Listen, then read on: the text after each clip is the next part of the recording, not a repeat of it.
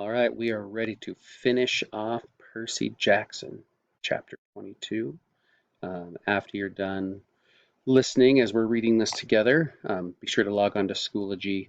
Click on the link to give your instant reaction. You can give it in a video form. You can give it in a message board, typing it up. But I want to know how you feel about the end of the book. All right, back to it. They were only dummies, but I still couldn't help being awed by Luke's skill. The guy was an incredible fighter. It made me wonder, again, how he possibly could have failed at his quest. Finally, he stopped me and stopped. Finally, he saw me and stopped mid-swing. Percy?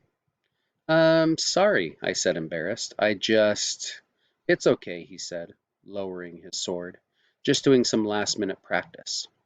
Those dummies won't be bothering anybody anymore. Luke shrugged. We build new ones every summer. Now that his sword wasn't swirling around, I could see something odd about it. The blade was two different types of metal, one edge bronze, the other steel. Luke noticed me looking at it. Oh, this new toy? This is Backbiter. Backbiter? Luke turned the blade in the light so it glinted wickedly. One side is celestial bronze, the other is tempered steel. Works on mortals and immortals both. I thought about what Chiron had told me when I started my quest, that a hero should never harm mortals unless absolutely necessary. I didn't know they could make weapons like that. Eh, they probably can't, Luke agreed. It's one of a kind. He gave me a tiny smile and then slid the sword into its scabbard. Listen, I wasn't going to come looking for you. What do you say we go down to the woods one last time and look for something to fight? I don't know why I hesitated. I should have felt relieved that Luke was being so friendly.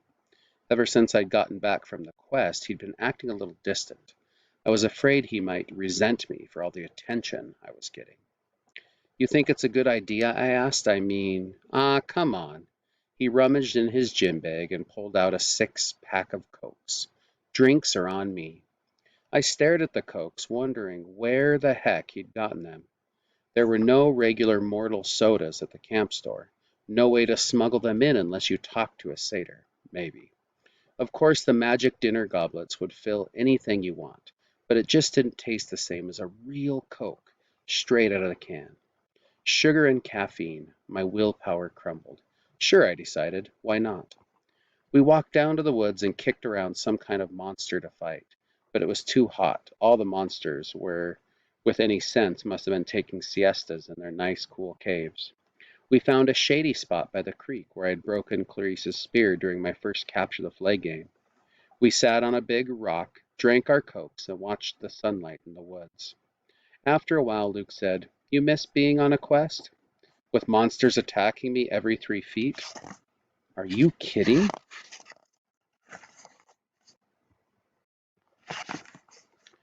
Luke raised his eyebrow. Yeah, I miss it, I admitted. You? A shadow passed over his face. I was used to hearing from the girls how good-looking Luke was, but at the moment he looked weary and angry and not at all handsome. His blond hair was gray in the sunlight. The scar on his face looked deeper than usual. That I could imagine him as an old man. I've lived at Half-Blood Hill year-round since I was 14, he told me. Ever since Talia, well, you know. I trained and trained and trained, and I never got to be a normal teenager, out there in the real world. Then they threw me one quest, and when I came back, it was like, okay, ride's over. Have a nice life. He crumpled his Coke can and threw it into the creek, which really shocked me.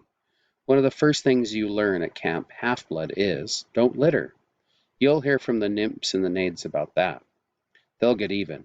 You'll crawl into bed one night and find your sheets filled with centipedes and mud. The heck with laurel wreaths, Luke said. I'm not going to end up like those dusty trophies in the big house attic. You make it sound like you're leaving. Luke gave me a twisted smile. Oh, I'm leaving, all right. Percy, I brought you down here just to say goodbye. He snapped his fingers and a small fire burned a hole in the ground at my feet. Out crawled something glistening black, about the size of my hand. It was a scorpion. I started to go for my pen. I wouldn't, Luke cautioned. Pit scorpions can jump up to 15 feet. Its stinger can pierce right through your clothes. You'll be dead in 60 seconds. Luke, what? Then it hit me. You will be betrayed by the one who calls you a friend. You! I said. He stood calmly and brushed off his jeans. The scorpion paid him no attention. It kept its beady black eyes on me, clamping its pincers as it crawled onto my shoe. I saw a lot out there in the world, Percy, Luke said.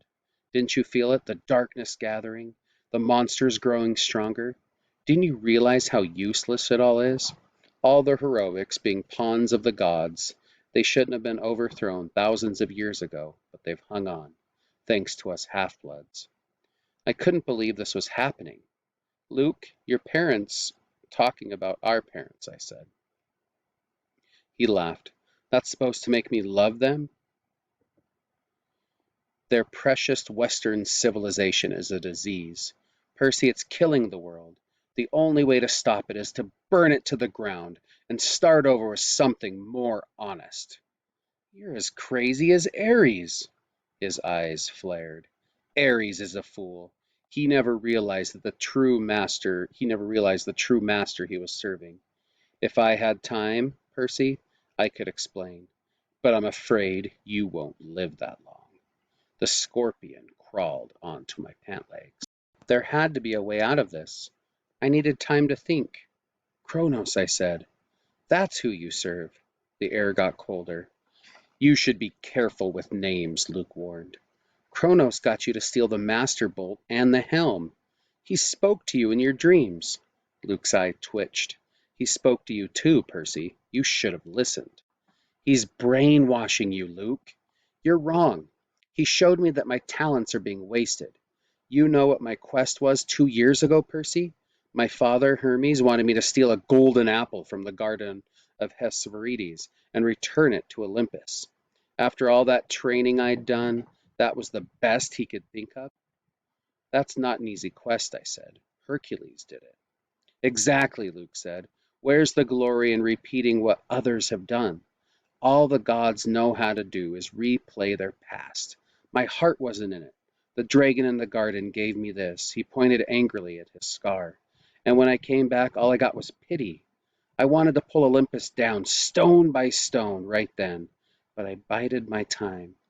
I began to dream of Kronos, and he convinced me to steal something worthwhile, something no hero had ever had the courage to take.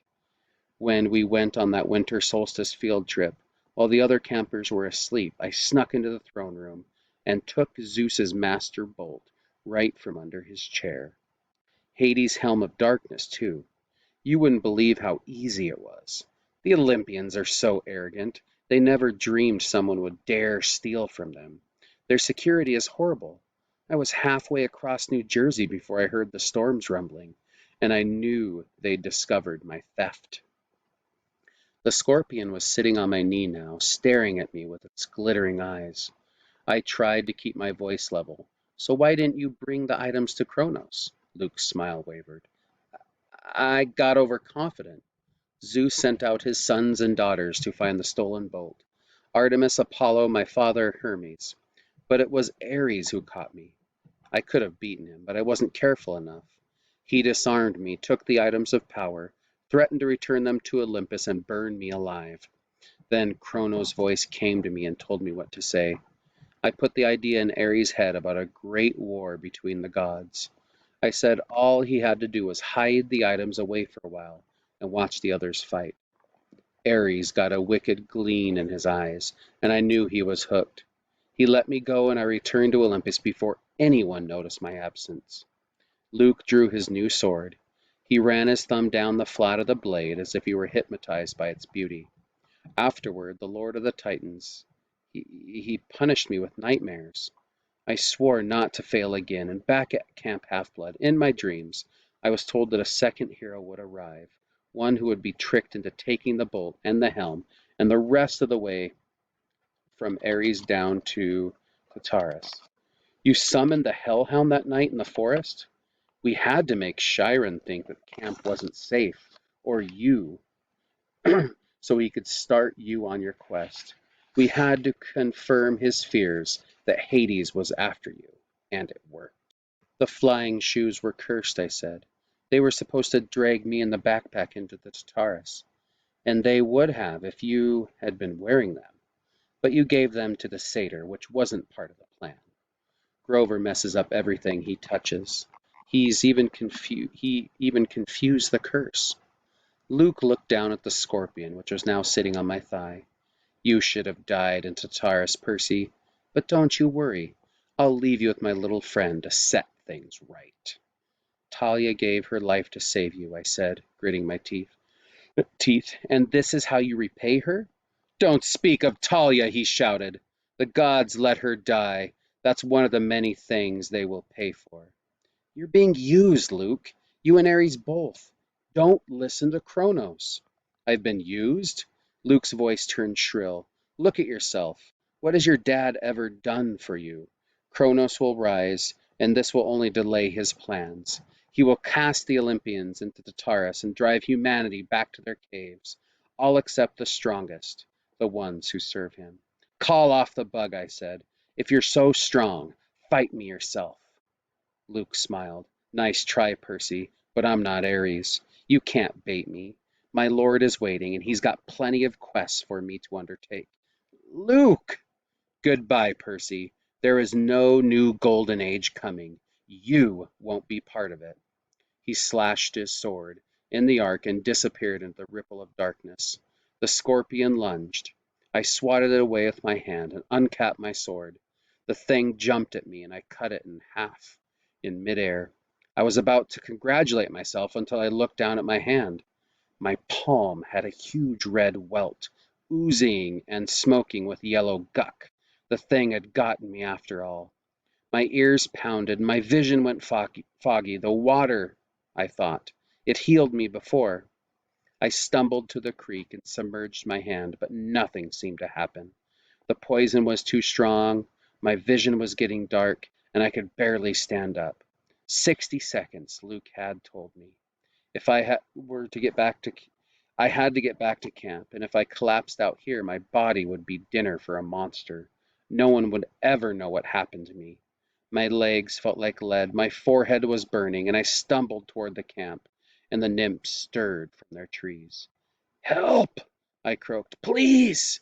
Two of them took my arms, pulling me along, and I remember making it to the clearing, a counselor shouting for help, a centaur blowing a conch horn.